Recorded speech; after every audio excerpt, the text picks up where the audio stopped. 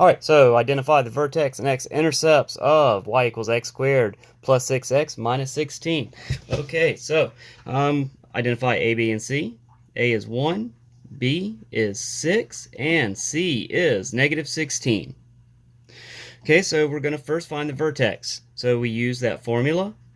The x value, or h, is negative b over 2a. So we have negative 6 over 2 times 1. We evaluate that, and it's going to give us negative 3. We take the value of negative 3, we plug it back into our original function, and that's going to give us the k, or the y value of the vertex.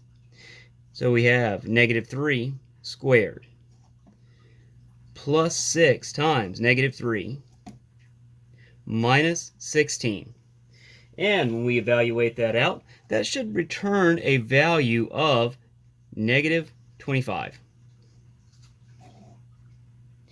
Alright, so now we've got the vertex. Vertex is x is negative 3, or h is negative 3, k is negative 25.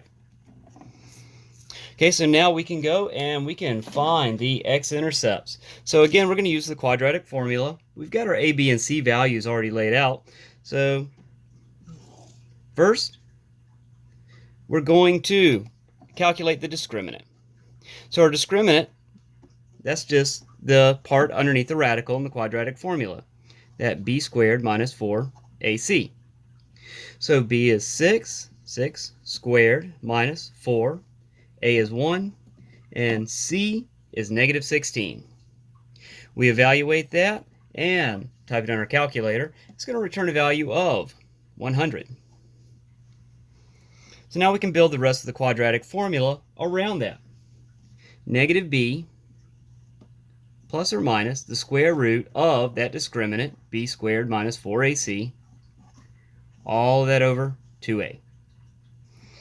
So our b value was 6. When we plug it in the quadratic formula, we have negative 6 plus or minus the square root of 100 over 2 times 1. So we can clean that up a little bit and start to simplify it.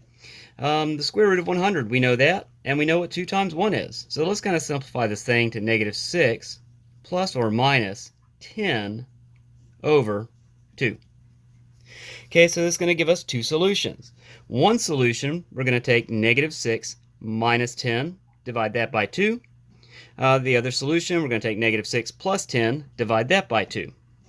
And our two solutions will be, let's see, we end up with negative 6 minus 10 is negative 16, divided by 2 is negative 8.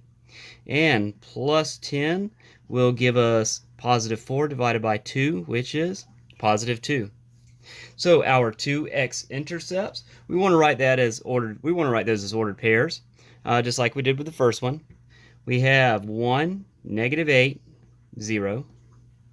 And then the other one is 2, 0.